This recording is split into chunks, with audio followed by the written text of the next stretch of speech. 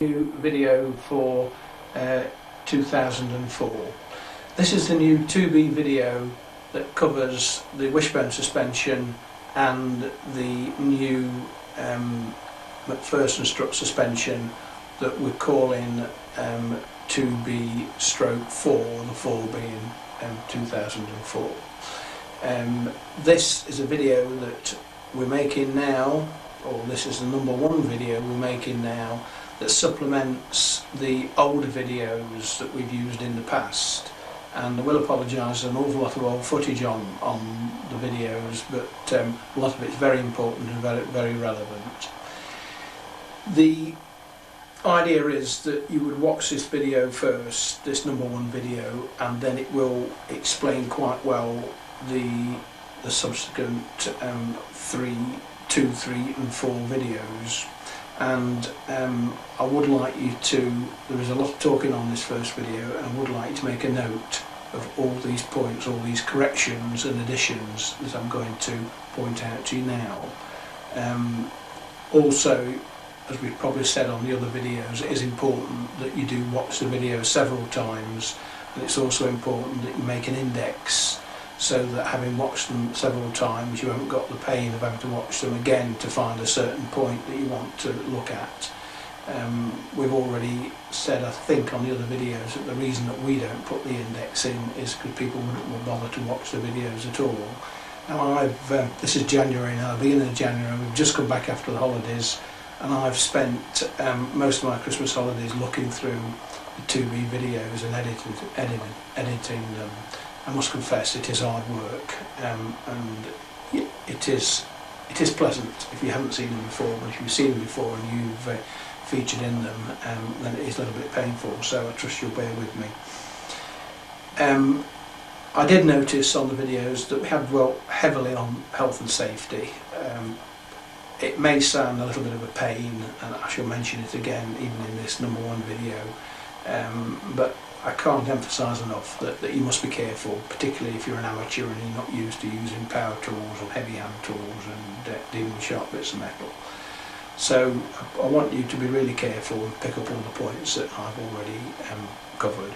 One of the things that everything changes in life, and one of the things that has become more apparent in the last few years is that the oil that traditional mechanics used to be covered in and have the hands in it, and was dipping the hands in it, and the whole body was covered in this engine oil and grease. This is quite dangerous, so I do want you to be careful and not get it on your hands, and wash your hands straight away. So there is a couple of operations on these videos where quite clearly you are quite exposed to the fluid out of the shock absorbers, and I think we have already recommended that you buy those surgeon's gloves. I've seen packets of 1,000 for £5, they're really cheap, so you could perhaps get into using those. So I'm just going to go through the list of items that I've made that I want you to take note of now, and we have taken a lot of the stuff off the videos that isn't relevant. You'll probably realise now that those of you who's bought the new 2B, what we're now calling the 2B/4, that has the mini McPherson strut front suspension. That's a very successful system, and as you all realise, it's used on nearly all production cars. It's used on things like the Porsche Boxster. It is very successful. I remember that it first came out about 1953 when I was a small boy. It came out on the 100E. It was the first, Ford were the first people to use it in mass production, and they haven't looked back ever since. It does work well, and we're using a shortened version of these struts, a mini McPherson strut, and it is complemented with the track control arm. We give you new track control arms in the kit, but you must supplement these with the stub axles, obviously, from the donor vehicle, the steering rack from the donor vehicle, and the anti-roll bar from the donor vehicle. This is only on the 2B/4, obviously the wishbone kits are entirely different. So we do give you, in addition to the track control arms, we do give you a compliant bush kit, which is a heavy duty kit That's the item that always seemed to fail on the Ford Series MOT. So you shouldn't have a problem with this in the future, because we haven't given you the heavy duty one that will last longer. And obviously we're not talking about anything like the weight that's being swung about on the front of your 2B compared with a Ford Sierra with 4 occupants and a load of luggage. So you shouldn't have a problem with that. I'm going to go over now the various points I've picked up on the videos, and you'll probably eventually, not on this first watching of the video, but on the second watching you'll go down and make this index. That's quite important. Right, I'll just go over my list then, and I'll probably add a few things in as I go along. First of all, it shows you in the video as you're preparing the engine and gearbox to fit it into the car. We've got one of our ex-employees now, Jack. He started in the engine fitting, and he was recommending that you trim some flanges off the gearbox. We've never done that, so I don't think that's necessary. So I think we can give that a miss.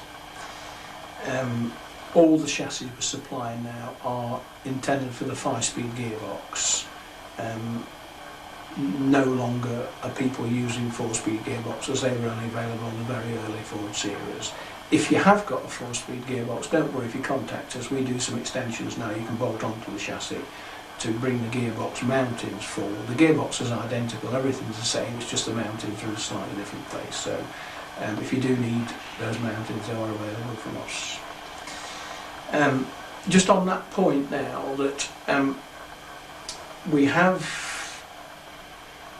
found that there are 2 different anti-roll bars on these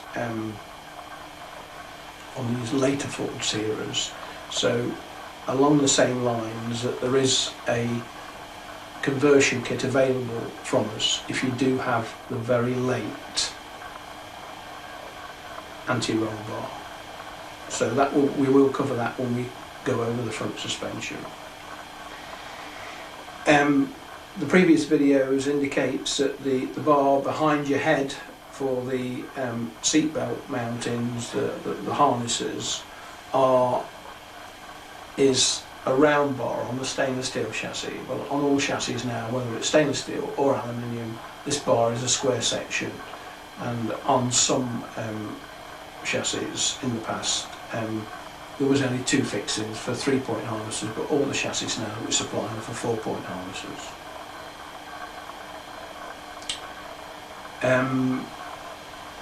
On the video it shows you that there is a hole in the panel that is been removed for the donor vehicle's tank to fit through if you were going to fit the donor vehicle's tank instead of our tank. That hole is still in that rear panel, but the actual the piece of metal that has been removed in the past is now left in the panel. So you have, if you are going to fit our tank, then you have to snip a couple of little bits of strips out of that to take that out. So we've left that in for the people that are going to fit our tanks.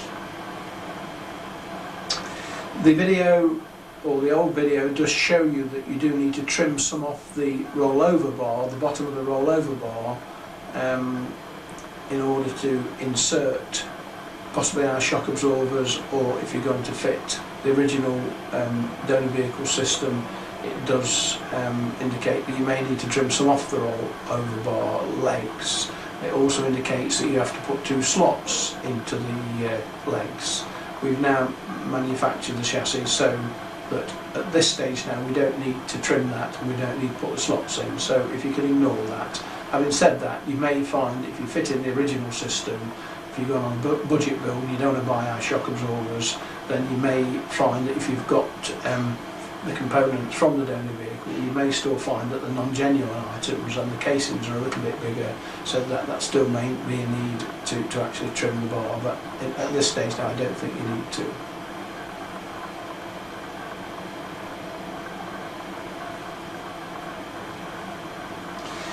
The video does show you fitting the rear subframe, and it does show you through the original front subframe rubber mountings that we need to pull this up to the chassis and pull it all tight, and it's showing you some threaded bars from studding, and I think it's 12mm shows you a long piece that you put in first and then you swap it later for nuts and bolts. This studding is supplied in your kit, but it does come in the form of the spare wheel studding that holds the spare wheel on the body. So that's used first for the job of pulling the subframe up, and then secondly, finally, to fix the spare wheel on. We do touch lightly initially in the videos on the wiring loom, and we do say that you do get column switches with the loom. This is incorrect now. The looms we're supplying now, which is the Vicky Green loom, the now quite famous Vicky Green loom, supplied for £70, £75, I'm sorry. It doesn't come with switches, but it has got the addition now of a special relay pack that's necessary for the later Ford series for the column switches.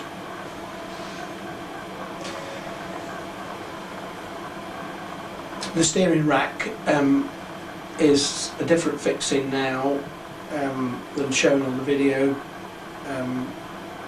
With the McPherson Strut front suspension system, you're obviously using the donor vehicle's rack, and with the wishbone system you still do get a rack in the kit, but it is a different rack and the fittings are different. If you remember, the video refers to the rack extensions. These are no longer necessary because the racks we have specially made are the correct length, so you don't need the rack extensions whatsoever.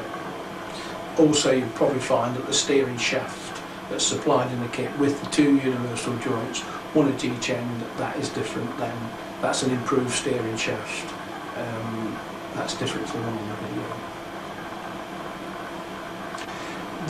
The box sections on the wishbone cars now, there are box sections at the front of the chassis, 50mm box sections that accept the ends of the wishbones, the eyes of the wishbones. The video does say that you have to drill the second of the two holes that go through them. We've now bought a new, quite an accurate punch that does punch both holes now, so there's no need for you to drill the second hole. It's a lot easier for you now. Both holes are punched in the box section.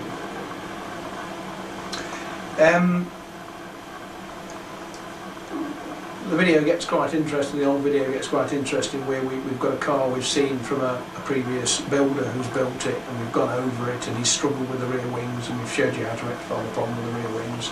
And we did indicate that there was possibly a fillet panel needed to stiffen the wings up on the lower rear panel.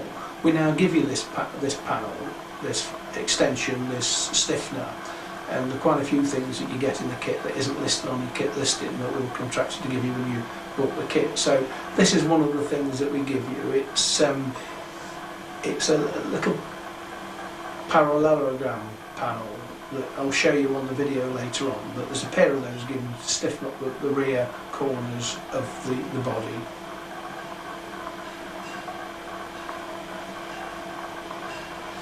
We've said in the video that you would use pop rivets to fasten the back wings on. These aren't suitable, you do need nuts and bolts. I mean, you can temporarily fit them with self-tapping screws, but you do need to fit these rear wings on substantially using nuts and bolts. Onto the rear wings. Lots of people fit these wings without any problem. Other people struggle quite a lot, but they're not that difficult to fit. Just remember that we deliberately made the driver's side wing shorter than the passenger side, because the exhaust goes close up to it and it dissipates the noise away from the occupant's ears. So we're supposed to, in theory at least, so the experts tell us, the nearer to the wheel you can get the tailpipe, the more it takes the noise away from you. So the driver's side rear wing is slightly shorter than the passenger one. Just on this point, I haven't mentioned yet the helpline, the famous helpline. We feel that of all kits, that Robin Hood kits are one of the easier to build. Definitely, if you was to do a value for money calculation, there's no question about it for what you're paying for a Robin Hood kit. And the ease of build, it really does score quite highly. This is because that we give you this video, this long video that is painful for us to make, and it hopefully isn't painful for you to watch. But we like to think that the video is good and it does help you an awful lot. I've got to confess that I'm very guilty myself of buying something and not reading instructions and just ploughing on and just trying to put it together without looking at the instructions. If you bought a Robin Hood kit and you're possibly tired from work and you really want to stretch out the build and really get your money's worth out of it, then that's it, just don't watch the video, and it will take you a lot longer to build, and you'll probably get 3 or 4 times the value for money if you're looking for something to occupy your time. If you want to go through and build the car easy, then you've got to watch the video. But the point I'm coming to is that the information on the video and the information I'm giving you now is information that's come from Robin Hood.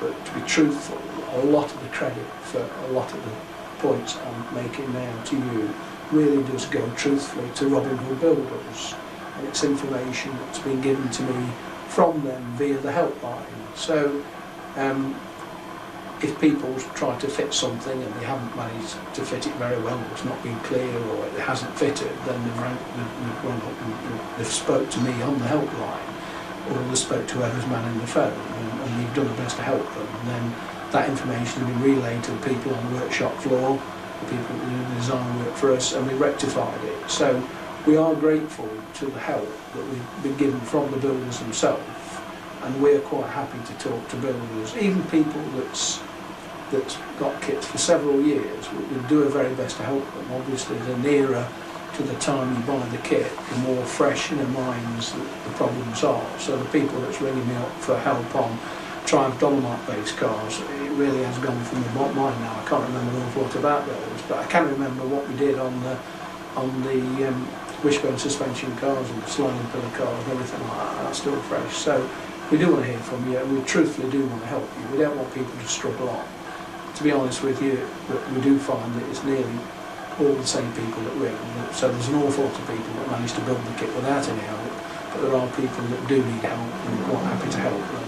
And we'd like to say at this point now, thank you for all the help we've had from the Robin Hood builders in the past, because they've helped us to give you a better kit now. So we will flash on the screen later on the number of the helpline. It does come straight through to the workshop. Myself or somebody else will help you. It's not an awful lot of good to ring the office. The people there can help you with ordering a kit, and they can help you with possibly spares, but they can't help you with the technical points. So ring through on that number and you'll get straight through to the workshop. You'll notice that the bonnet catches are different. We've given you some fantastic new bonnet catches, really good ones that work ever so well, and they're easy to fit. They've been obviously, again, the help, the progress in the development of kit cars, a lot of it is due to the SVA test. We've got to give credit where credit's due. They've forced some changes on us and possibly made kit cars better. So whilst I'm still not in total agreement with the SVA test, in areas like the bonnet catches, it has improved the product. Onto the SVA test again.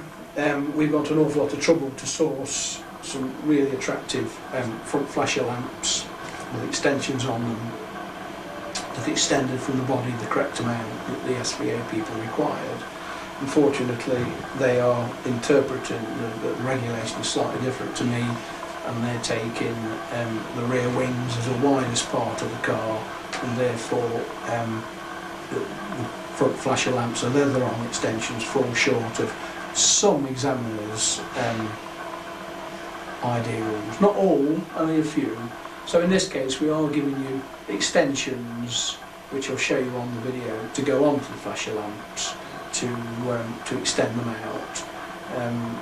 You can either leave them on, or maybe you feel you want to take them off because it isn't a requirement. It isn't a requirement of the MOT test and for the SVA regulations.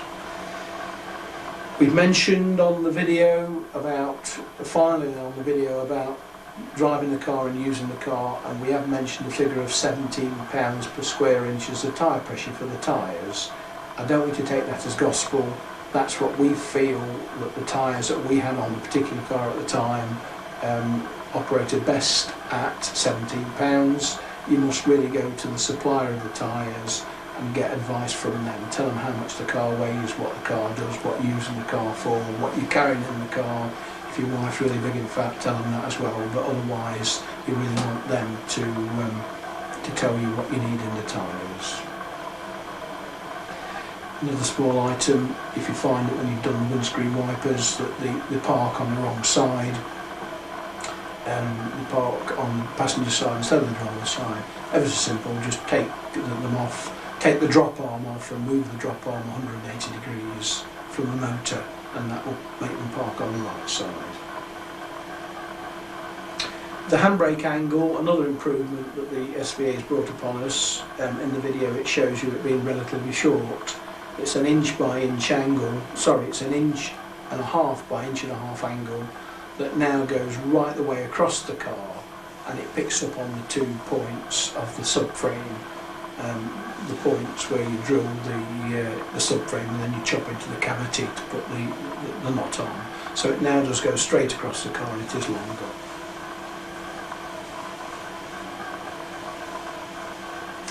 Also on the video you remember that we show you the wiper motor being attached to the underside of the bonnet. At this stage now we've mentioned a bracket that you have to make, but we are generous now, we're giving you that bracket in the kit. So that's a funny shaped bracket, and you will find you'll get that in the kit. Hopefully as well in the kit we should give you some offcuts as well, so they're not mentioned on the check-off list or the spec list when you bought the kit, but there should be some offcuts of metal in there as well that will help you for little brackets and things that you need to make. That's it. We now come to the part of the video that covers the 2B4. That's the package that has the McPherson strut, the mini front strut suspension. This is a very successful system. It's used on modern cars like the Porsche Boxster and virtually every production car that's made. It was first of all invented by Ford. They used it predominantly on Ford 100E Anglias prefix way back in 1953, and never looked back since. This is a chassis. You'll see it quite clearly. The fixings for the McPherson struts, the headlamp brackets. There's several things I'll just draw your attention to start with, and that is the fixing for the engine mount just there, and there's a perforated plate next to it that's to pick up on the anti-roll bar. That's been perforated because there are 2 different types of anti-roll bar, which I will cover later on in the video.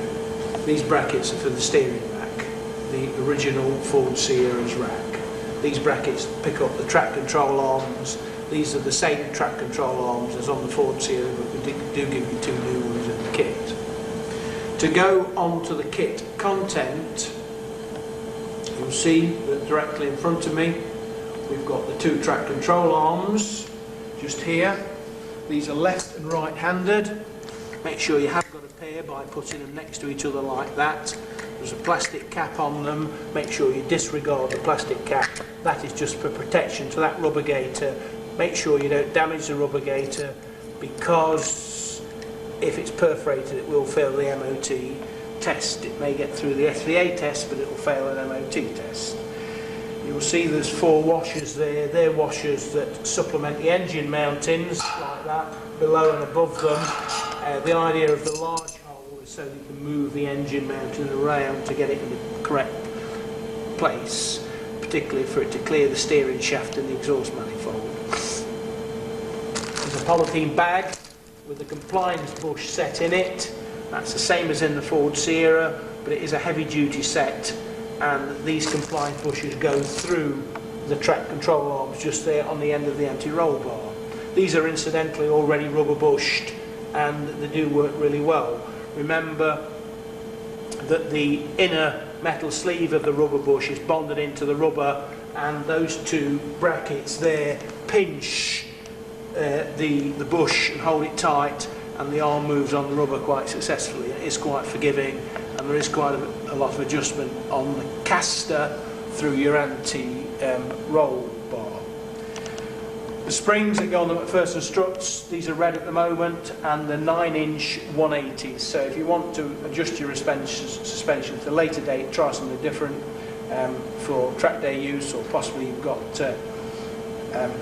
large friends that you carry in the car, or a big snap-on toolkit, or a toner trailer or something like that. You want to adjust the springs. They start off at 180s. You'll see that's the bearing kit. You do get that in a separate bag, the top bearing kit for the McPherson struts, washers and little spacers, don't lose those. 2 top washers there, and 2 spring seats just there. These are the latest type of cycle wing brackets just there. The solid bar type, big improvement of what we've ever produced in the past. They come in that form. And then next is the McPherson struts, the mini McPherson struts. They're in bare metal. They do want painting, but don't paint them until you've assembled the suspension, you've got it all right, then take them apart and paint them separately. Don't paint the threads. Eventually you want a little bit of grease on those threads to stop them going rusty. And the part that's machined that goes into the front stub axle, again, don't paint that. Don't damage the chrome shaft, whatever you do, be very careful with those. Don't damage the thread at the top. Don't lose the knots from any of these components, the track rod ends, the McPherson struts, or the track control arms, because they are all metric thread, but they're not standard metric thread. So make sure you keep them safely. Again, you look at the track rod ends, they've got plastic covers on them again. Throw away the plastic covers, and then you'll note that they are left and right-handed. Not left and right-handed thread, but left and right-handed crank. That covers that covers the parts you get in the kit, with the exception of your steering shaft. There's your new steering shaft, universal joints at both ends. Just before you fit it, a little bit of oil on those joints, make sure they're both free. That's straightforward, so you do get that in the kit as well. That goes on to the end of the donor vehicle's rack. You've really just got to put a screwdriver in that slot, open it up a little bit, or keep it wedged open while you put it on, then put your pinch bolt through it. We move on to the donor vehicle parts. First of all, at my feet you'll see the 2 stub axles that you recognise of those of you who strip your donor vehicle down. You'll notice that we've taken the calipers off them and we've cleaned them sufficiently. They'd be okay now to apply a red oxide primer or a bare metal primer, and then paint that black. Those of you who really want to go to town can spend 3 or 4 hours with an electric drill and a small wire brush or abrasive wheel to clean them up better, but that's sufficient. We look at, first of all, at the complete front axle assembly that's come directly from the donor vehicle.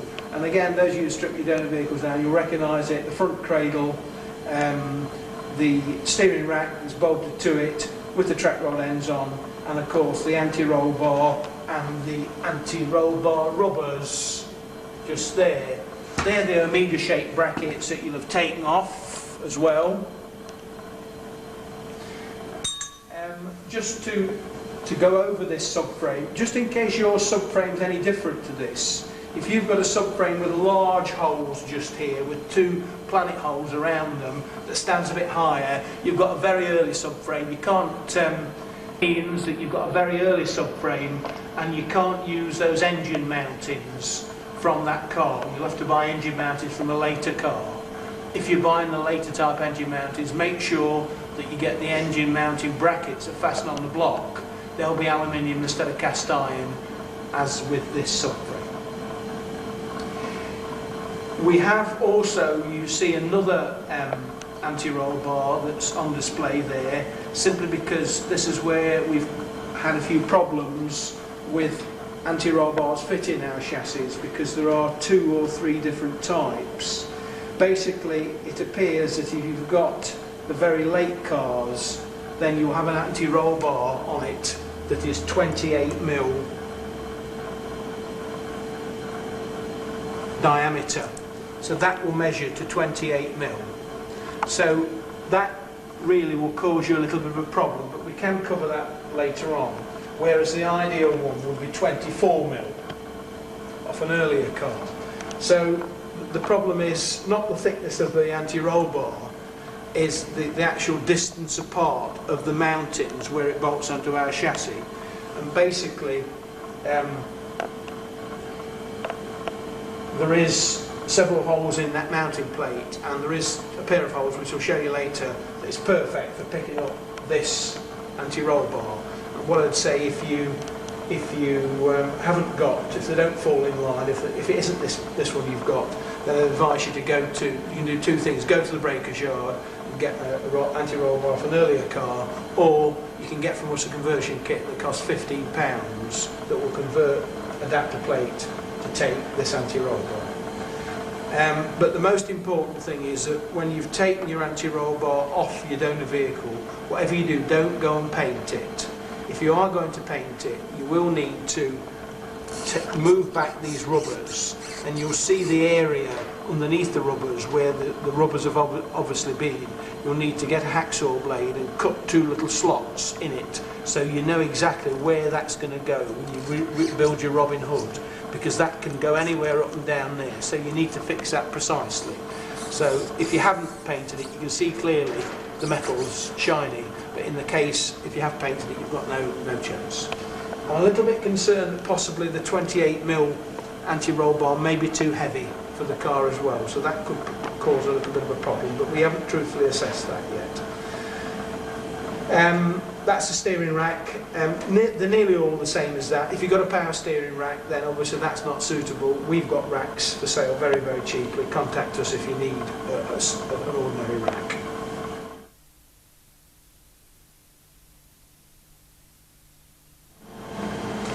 To start on the assembly of the front suspension, the most important thing on the whole of the Robin Hood 2B4 is we start off with this new track control arm. It comes already painted black. If you want to make a super job of your car, then you could get a softest sander and sand off these casting numbers that's on the bar and take off all the, at least on the top surface, the casting marks, the forging marks, so it's nice and smooth, so it looks a little bit more purposeful. Obviously we've said before to take off that particular cover, and then that goes in between the two brackets on the front. You may need just to run a drill through or file those holes so they fit in, and then you'll take the original nut and bolt that came out of your Ford Sierra back through there, go through there, and you don't tighten it up tight yet, but put it on so it moves like that. The next thing is then we take the stub axle. It's a good idea to take off that, prise off with a screwdriver, prise off that dust cap there and repack it full of grease. Obviously if you really want to go to town, the best thing is to put new bearings in it, very cheap bearings, good idea to put them in. Then the next thing is we pop that on there like that and put the nut on. At this stage I wouldn't tighten the nut down yet, I just put it on there like that. We'll just try the McPherson strut in the hole now. Remember, the bracket must go on first, but we'll just try the McPherson strut in. So what you need is a small chisel or a tapered punch to put in this slot. Thank you. The slot just there. That where the bolt goes. So if you get a small chisel, or I've very successfully got a 10mm bolt and just tapered a 10mm bolt to knock into there, that works quite well. So if you get a small chisel and just pop it in there like that, temporarily, it does open up that hole and you can easily get the McPherson strut in there. Now, the thing is that you may find that that sleeve isn't in the exact correct position on that strut. It does, that slit sleeve will slide up and down that strut. So very, very simply, by just tapping it like so on the floor, it will move up and down in there. So what happens is that you do put that in there like that, and we are looking with the addition of the cycle wing bracket for that shoulder to come up to the top of the strut like that. But at the same time, we're looking for the bottom of the casing of the strut to sit on top of that nut. So the closer to the nut you get it, the lower down the car sits. If you really want, if you were going to do, suppose you're going to go on your holidays around Scotland and you're going to go over the moors in the car and you wanted it to sit higher off the ground, then you'd set your suspension up temporarily at least, so there was a gap there, and that would lift the front of your car up. And you can go over the moors, over potholes, over dead sheep, everything. So at this stage now, we do want that to go down, and we can see roughly that we need to move it down about 1 inch. So that does slide up and down there, so we want more of that to come out of that. So we need to tap that down. So be careful when you're doing this, don't damage the threads, use a block of wood, and we can just slide that along there like that. That may be too much, I think. Just tap it back down, I'm just guessing at this really. So we'll now put the bracket on, and make sure you get the right bracket. I believe that's the bracket. Is that the bracket for this side, Ross? Okay, that's the bracket for this side. You've really got to make sure that you clean all these, wash them in thinners and paint them with bare metal primer, because they have got a very light grease on them from being manufactured.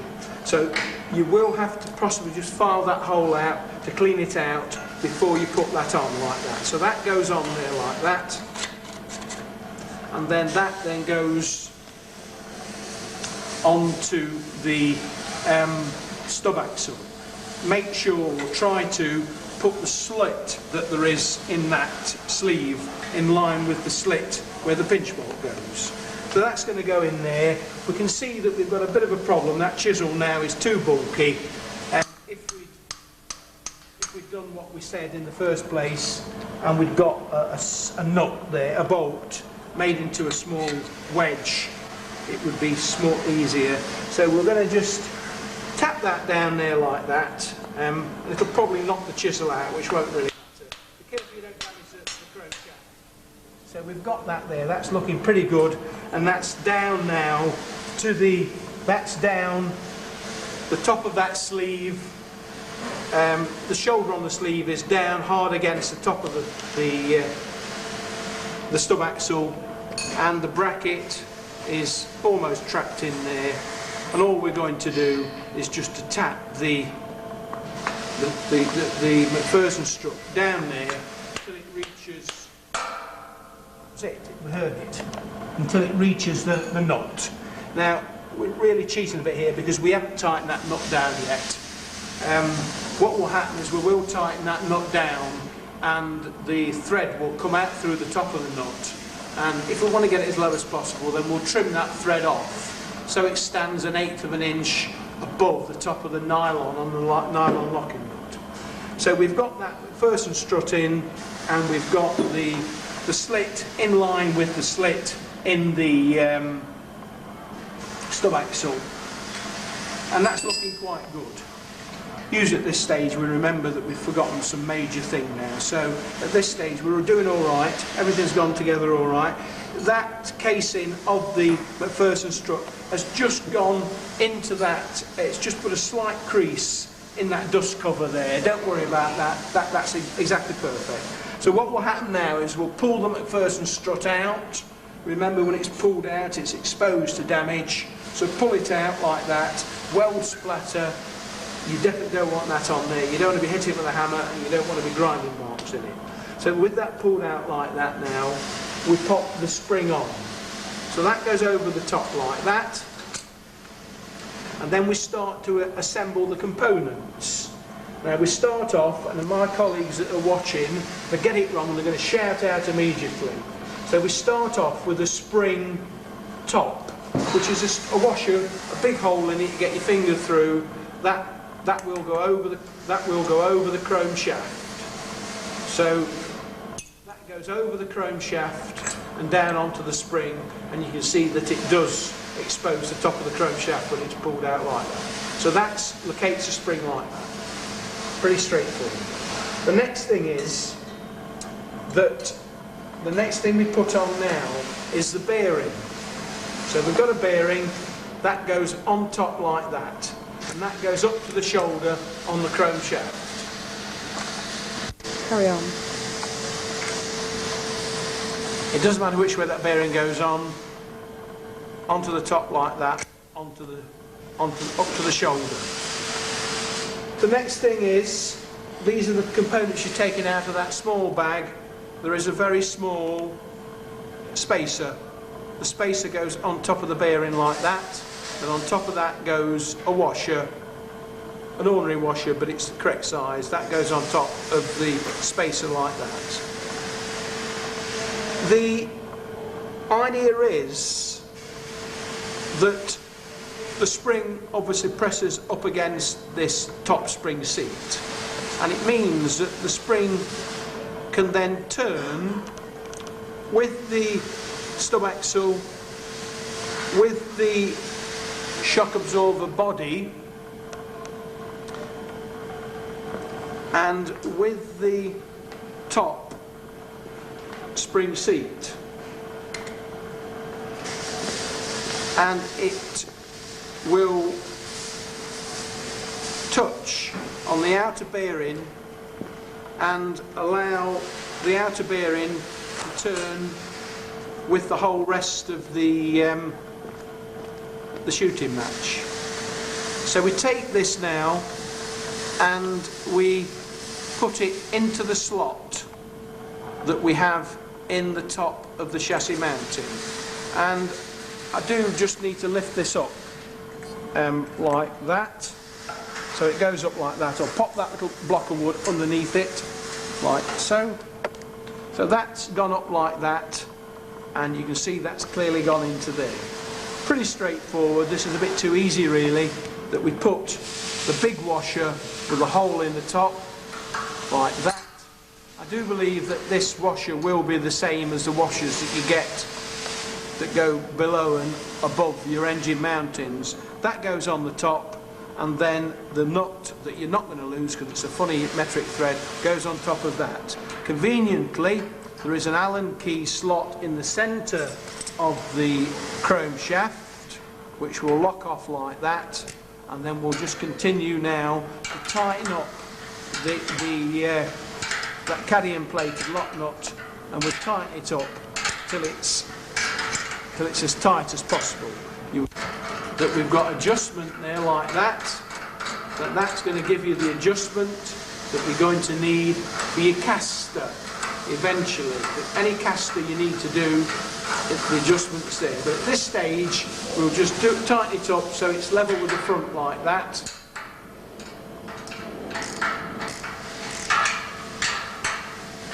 We'll pull it up tight, or not that tight because this has only been temporary. You'll want to take it all off to paint it again eventually. But that's tightened up tight, and we've just got the right amounts poking through the top over the blue nylon locking mechanism in the nut, and we can see that now is the front suspension provisionally assembled. And basically what happens is that there is no weight in this, but what will happen is that you'll see that the stub axle will turn, the body of the shock absorber together with the threaded sleeve will turn, and that will turn with the spring top, which is pressing against the outside of the bearing, that will turn. What is fixed?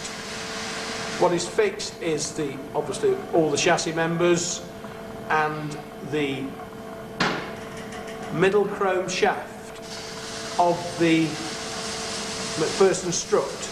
That is static, that doesn't move at all, as does not move the middle of the bearing or the spacer or the top two washers. They're all fixed. So there is two separate things, one lot that that's fixed and the other lot that is not fixed. Next phase of this suspension, I'll just correct myself. I did say when I talked about moving the top of this in and out that we were going to adjust the caster. That is the camber that we're adjusting at the top. So remember that camber is the amount the wheel leans in, and caster is the amount that the suspension setup leans back. So it always leans back. The front point is always further forward than the top point, and the amount it leans back is the caster angle. We can see that we've got this bracket, and if Ross could just give me another bracket that's not been messed about with. So we can see we've got the bracket, and you can see that there is two delicately positioned small tags on, which I'll just snap one off to show you how easy they are to snap off. So you snap that little tag off there like that, and this tag, I'm sure there'll be people that won't fit these because they're lazy, but this tag is